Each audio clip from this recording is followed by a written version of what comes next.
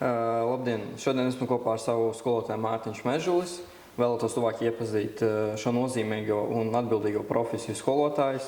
Skolotāja darbs ikdienā prasa ne tikai zināšanas, bet arī pacietību, radošumu un spēju iedvesmot citus. Tāpēc sāksim mūsu interviju. Man ir sagatavot pāris jautājumi tieši par skolotāju profesiju vairāk.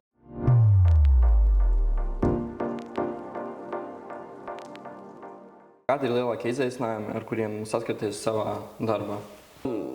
Izaicinājums ir tāds, ka dažreiz ir studenti, kuriem nav motivācijas mācīties, ka ir jaunietis, kurš ir atnācis ķekša pēc, un tad man pašam arī nav enerģijas stāstīt. Tas būtu ekvivalenti, ka tu noteikti kādreiz esi stāstīt anekdoti un saprats, ka nebūs smieklīgi.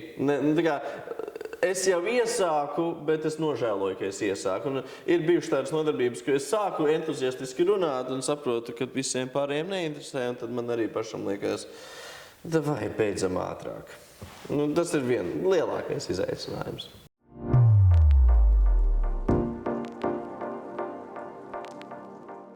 Un tad nākamais jautājums ir, kā jūs motivējat skolēnus mācīties? Vai ir kaut kāds savējs veids, ko jūs izmantojat? Ir tas teiciens, tu vari aizvest zirgu līdz ūdenim, bet tu nevari piespiest viņu padzerties. Es varu motivēt studentus, es cenšos viņus motivēt, rādot piemērus un mēģinot noskaidrot, kas viņiem interesē. Ja man ir bijuši jaunieši, kuriem galīgi neinteresē žurnālisms un dokumentālais kino, bet viņiem interesē mūzikas klipi. Un tajā gadījumā es saku, labi, tad tev tas uzdevums būs mūzikas klips, taisi to tādu, ja? Bet ir limits tam, ko es varu iedvesmot. Dažreiz ir bijuši jaunieši, kur vecāki izlemj, ka viņiem tas ir jādara, un dažreiz ir jaunieši, kuri 3. kursā izdomā, ka viņi šito vairs nedarīs, viņi ķekša pēc grib pabeigt skolu. Tādā gadījumā, diemžēl, mana attieksme ir tāda, ka mums ir tāds deals. Tu netraucē man, es netraucēju tev.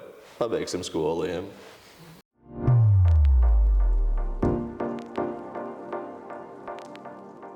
Kā mainīsies izglītība pēdējo gadu laikā? Vai ir viņa ietekmējusi jums kā skolotājiem, kas vairāk māca profesionālās stundas, vai tas arī tika mainīts kaut kā? Profesionālajā sektorā tās milzīgās izmaiņas nav. Ir daudz striktāki noteikumi pret ētiku, ir daudz striktāki noteikumi pret to valodu, kādu mēs lietojam pret jauniešiem.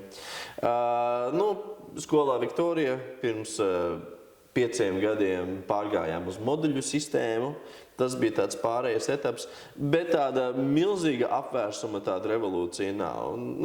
Mums nav tik aizraujoši, ka, oh my God, mums tagad jāsākās. Vienīgais tas, ar ko mēs visi cīnāmies, ir mākslīgais intelekts.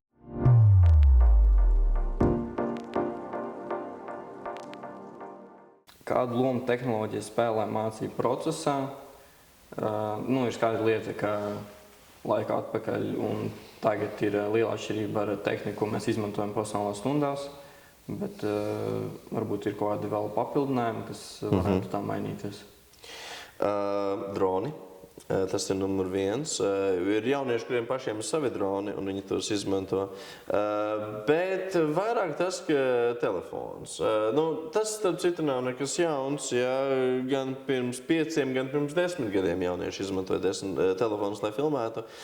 Tagad vienkārši, ko mēs redzam, ka telefons kļūst arī par galamērķi, ka ir jaunieši, kas pērk statīvus gaismas priekš telefona.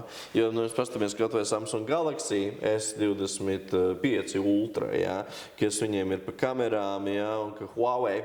Ja, kādreiz mēs smējāmies par Huawei telefonu, ka viņi ir ķīniešu vai korejiešu pakaļdarinājums. Ja. Tagad viņi ir leading industrija, ja, kas attiecās uz kamerām. Tā kā tas būtu galvenais, un montāžas programmas. DaVinci Resolve ir kļuvusi par vienu no populārākajām programmām, ko studenti mācās, tāpēc, ka, protams, Adobe Premiere ir maksas. Un tas, ka ļoti daudz jaunieši, viņu mentalitāte ir filmēt vertikāli. Tas ir pēdējos gados parādījies.